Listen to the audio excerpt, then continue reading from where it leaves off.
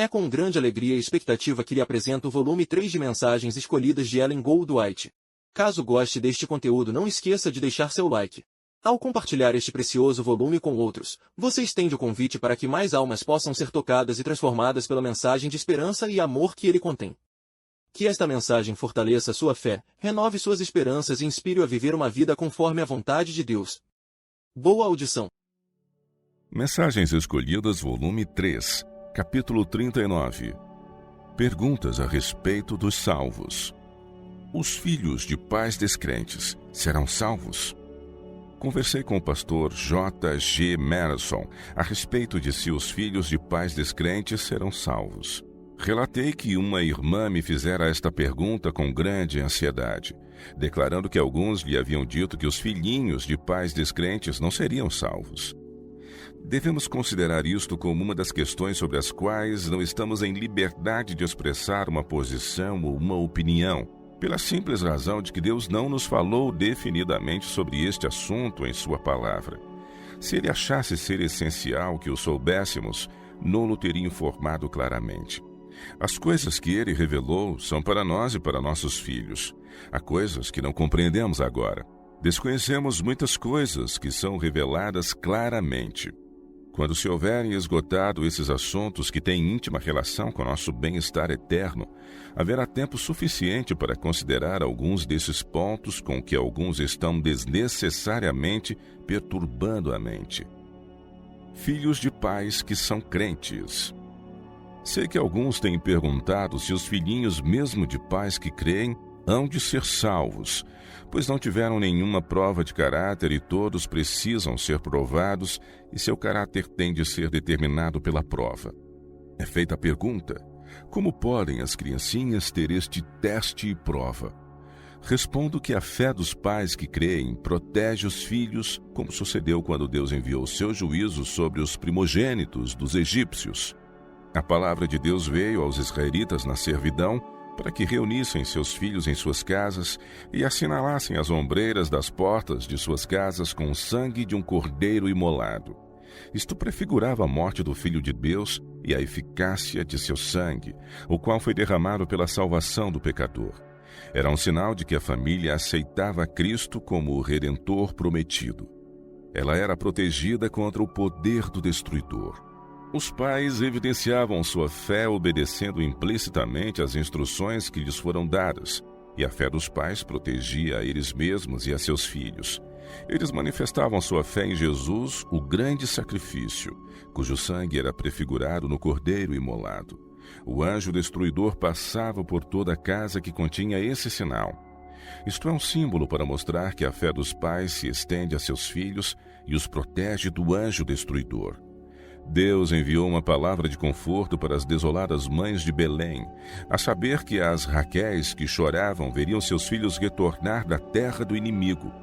Cristo tomou as criancinhas em seus braços, abençoou-as e repreendeu os discípulos que queriam mandar as mães embora, dizendo: Deixai os pequeninos, não os embaraceis de vir a mim, porque dos tais é o reino dos céus. Mateus 19, 14.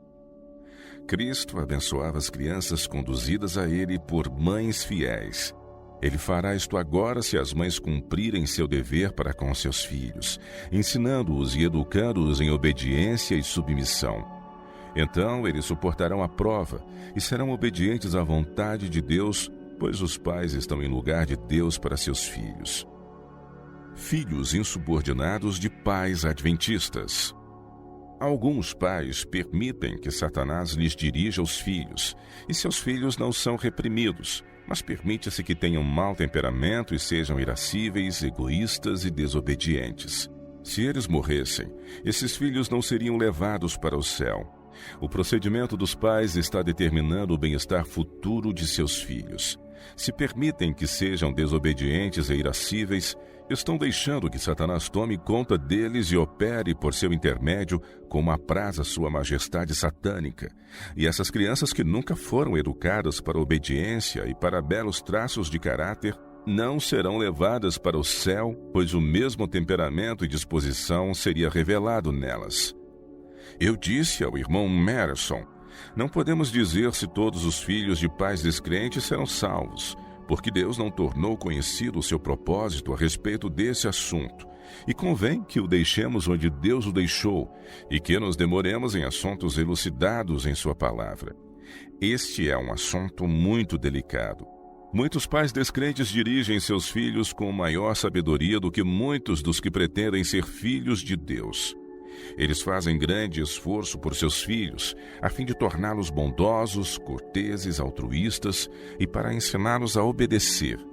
E neste sentido, os descrentes manifestam maior sabedoria do que os pais que possuem a grande luz da verdade, mas cujas obras não correspondem absolutamente com sua fé. Haverá um número certo?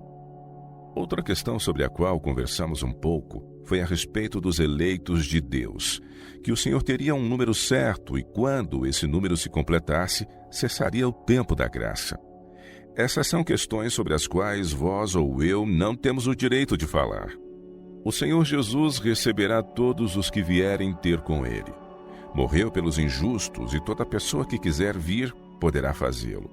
Certas condições precisam ser aceitas por parte do homem, e se ele recusar aceitá-las, não poderá tornar-se o eleito de Deus. Se concordar com essas condições, é um filho de Deus e Cristo declara que se ele prosseguir na fidelidade, sendo firme e inabalável em sua obediência, não lhe riscará o nome do livro da vida, mas confessará o seu nome diante de seu Pai e diante de seus anjos. Deus quer que pensemos e falemos sobre as verdades que são claramente reveladas e que as apresentemos aos outros, e todos não têm nada que ver com esses assuntos de especulação, pois eles não têm nenhuma relação especial com a salvação de nossa alma. Os ressuscitados reconhecerão um ao outro. O maior dom de Deus é Cristo, cuja vida é nossa, pois nos foi dada.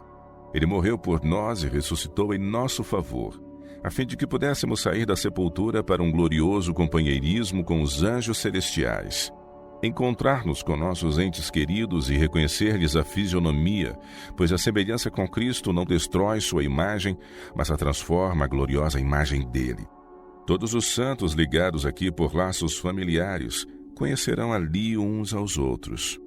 Quando formos redimidos, a Bíblia será compreendida num sentido mais elevado, amplo e claro do que sucede agora. O véu que pende entre a mortalidade e a imortalidade será arrancado. Veremos sua face.